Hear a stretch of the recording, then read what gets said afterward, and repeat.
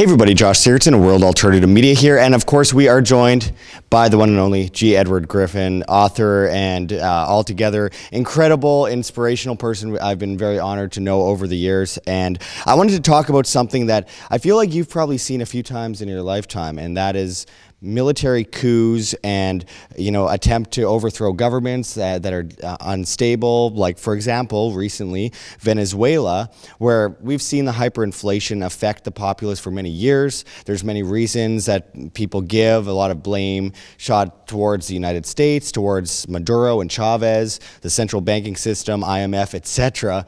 But recently we heard that, Trump declared Juan Guaido the legitimate leader of Venezuela. Now, we can say a lot of things about how terrible Maduro is, but what do you think about the United States trying to stage coups in these countries and how it's led off in different places around the world over time?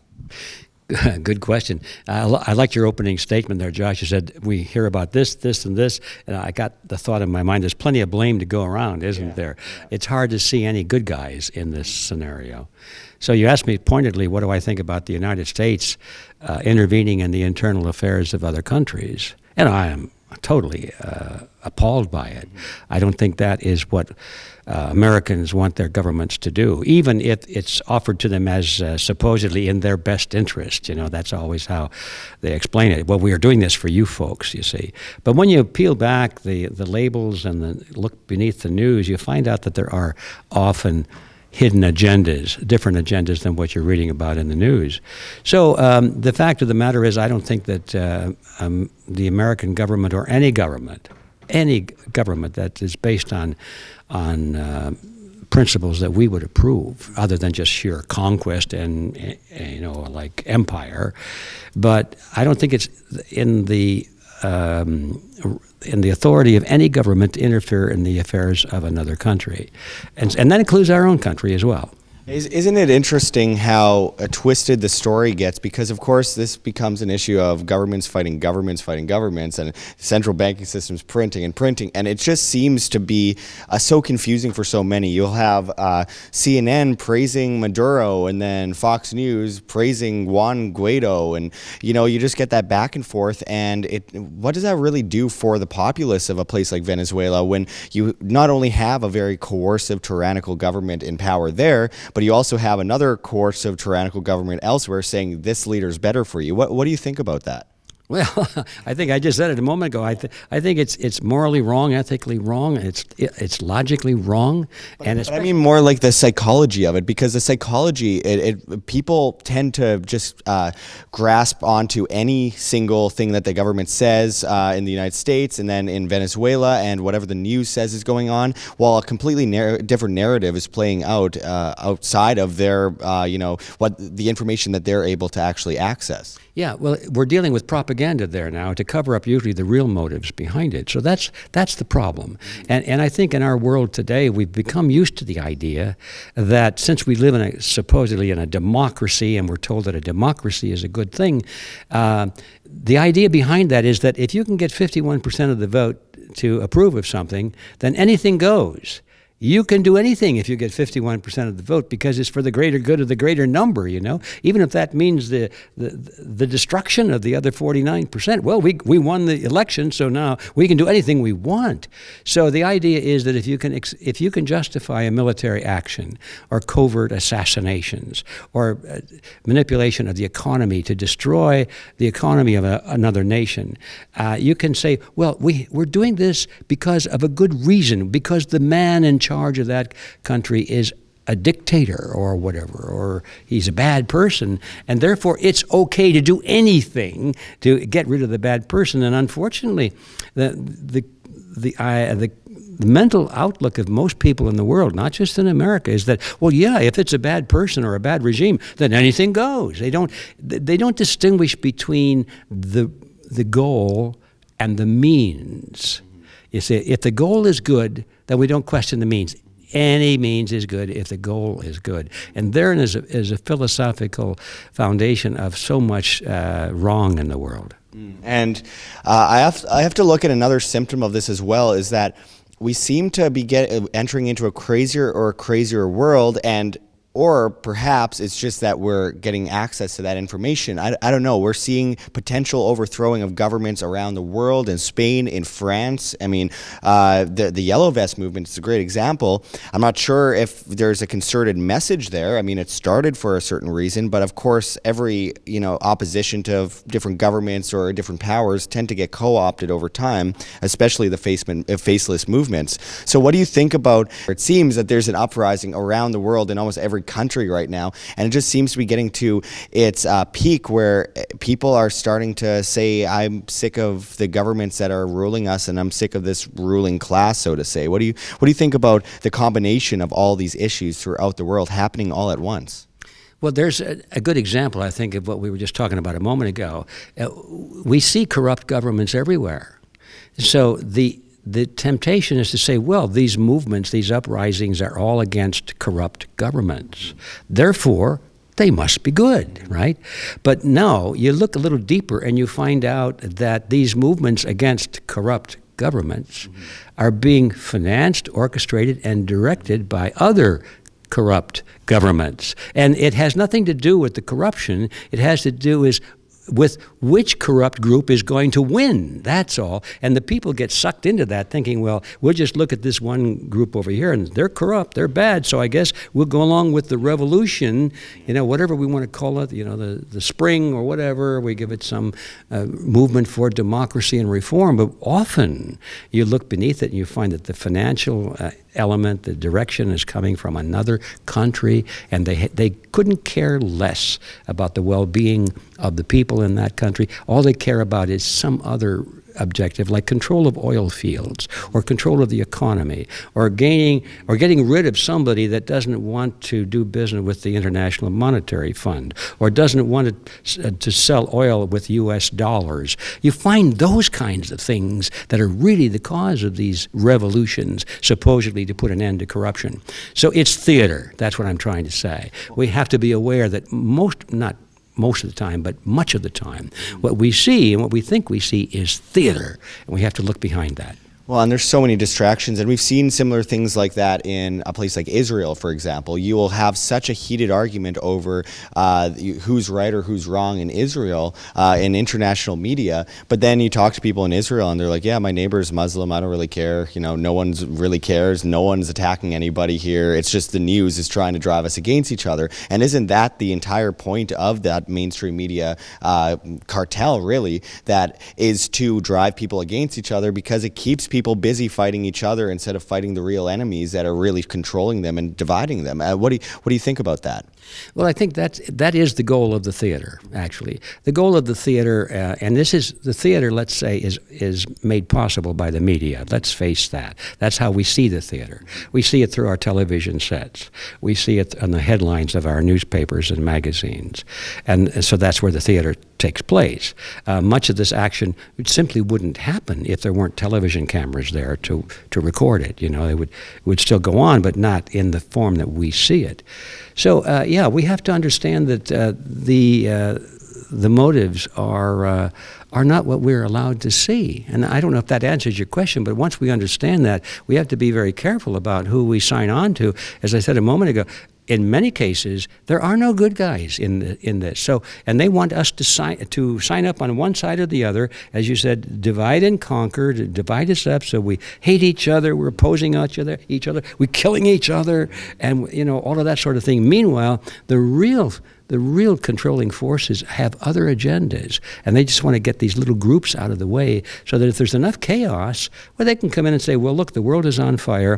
We are the firefighters, so now we'll install this new global system under our controls, and won't you be grateful that we finally put an end to all of this chaos. It reminds me a lot of all the people hoping for the end of the Federal Reserve, but turning a blind eye to China at the same time as China develops a new, currency system, the new global currency system. Like, yeah, it would be great to see the Federal Reserve end, but what about all these other guys that will take its place? And of course, that's a huge issue because of course the creation of currency and the printing of currency around the world is one of the major issues that leads to so much of this. You can actually bring back, you can bring back so much of these divide issues, these issues that the media perpetuates, the wars, the chaos around the world, to the printing press. And isn't it amazing that people are too busy, attacking each other on being different, culturally different, on what the media tells them to be angry about, like regurgitation, identity politics, rather than looking at, oh, wait, I'm being controlled by the monetary system. I'm being controlled by my money. And maybe if I understand money and I have control over my money, they can't have control over me. And that's just such an important point to bring forward here. Ed, I know that we could talk about this all day. Of course, you wrote The Creature from Jeckyll Island, which is such a comprehensive breakdown of so many of the issues that come from the monetary system as well. We are entering into what appears to be some kind of currency crisis, but then again, obviously we've been talking about this for a long time because fundamentally, the fundamentals aren't really there. You can't really put a date on the inevitable. So where do you think we're going in the next year, 2019 to 2020, with this really unstable, the stock markets around the world, the monetary systems around the world, and the currency swapping that we see going on at the moment as well? Well, I think where we're heading right now is where we have been heading all along for the last 50 years. We're going away from sovereign currency. The U.S. dollar, as we all recognize, being weakened, it's being challenged. It's still a dominant currency, but we see where it's going, and that's the question. Not where it is now, where it's going. I think as everything begins to, as the chickens come home to roost, let's say, from the fiscal irresponsibility within the United States system, the Federal Reserve system, the banking system, the expansion of the money supply at an incredible rate so that the value of each independent dollar becomes less.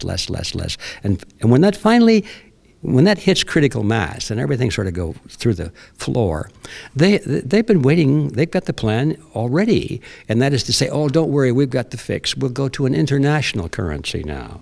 It'll be a United Nations currency, or maybe a regional currency, and then a United Nations. They know what they're going to do to tell us this is the solution. But the solution, if you really understand how this system works, is just more of the same, except that it's gone from the national to now the international level. It'll still be fiat money, you see. So when people complain about the Federal Reserve and that we got to get rid of it, and as you said a moment ago, they're going to replace it with something exactly the same because they don't understand what it is. They don't understand what fiat money is. They don't understand that the central banks can create money literally out of nothing. They don't understand that. All they know is that these are the bad guys, so let's get some new people into the picture, and they'll be good guys, won't they? No, they won't be.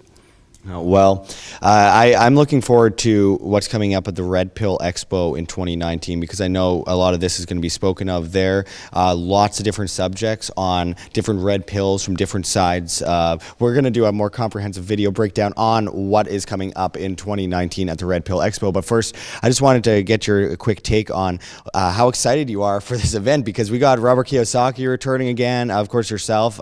So many great speakers from health to the monetary system, the markets and real estate and conspiracy culture, whatever you want to call it. There's so many different angles, and it's like one person has a red pill to offer, and then they also sit down in the audience and listen to someone else's red pill, and it's really healthy to take those pills, right?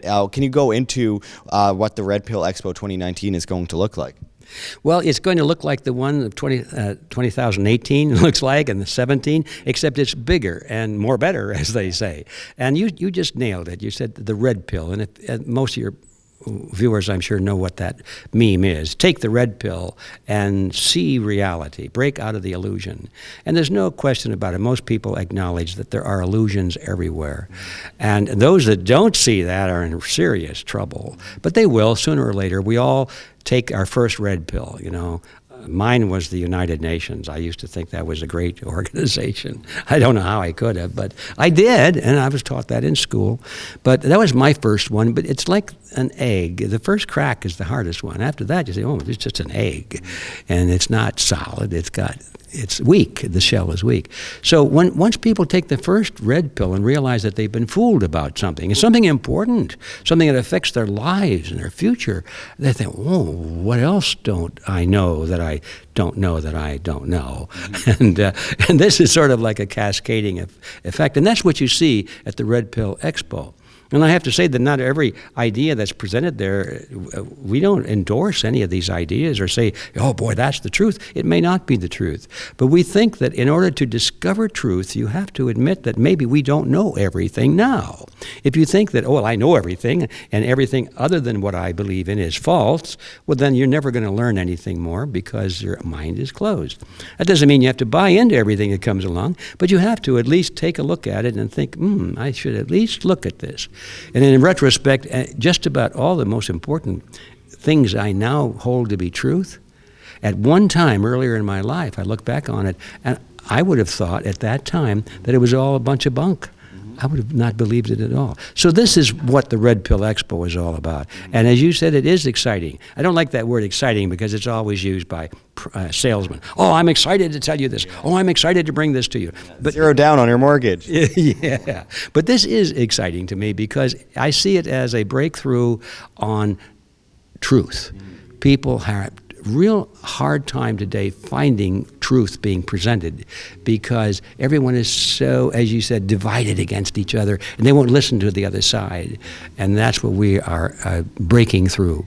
Yeah, it's excellent stimulation for your mind. It's boring knowing answers. It's much better trying to look for those answers and finding new answers and going down different rabbit holes because there's always, nobody knows anything. What was that quote? It was long ago, I believe it was Voltaire, only a fool knows everything. And I think that's a most important point to end off this video with. But first, can you tell us where people can find more information on the Red Pill Expo and when it's going to be? Yes, well, we'll start. When it's going to be is June 7, 8, and 9 of this year, 2019, in Hartford, Connecticut. Yeah, the East Coast finally gets something from our movement. So it's in Hartford, Connecticut, June 7, 8, and 9. And the information and all the speakers that are still being added and all the events, everything, can be found at redpillexpo.org. redpillexpo.org for organization.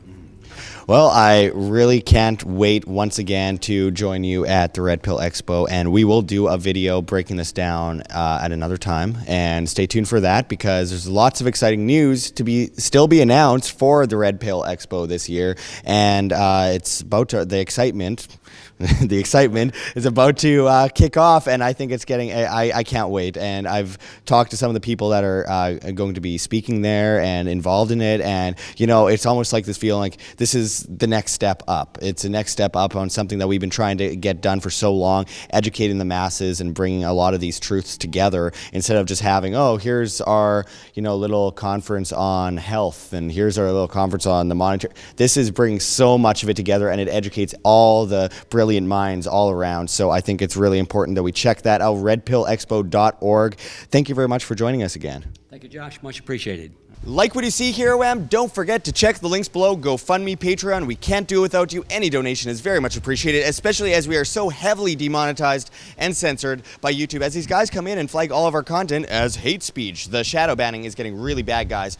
Also, check our Bitcoin address right here on the screen or in the description below. We really appreciate it. And of course, check us out at the Red Pill Expo 2019. Of course, the great G. Edward Griffin and so many other incredible speakers will be there. Our link for that is below as well. And we cannot forget Mike Maloney's goldsilver.com, which you can also find in the description. One of the greatest market and monetary historians out there. We really encourage everyone to check that out.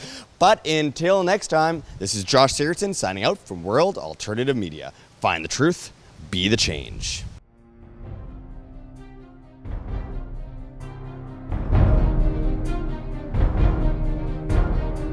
I'm sure you have already changed people's minds in your young age because you're involved, and I like that.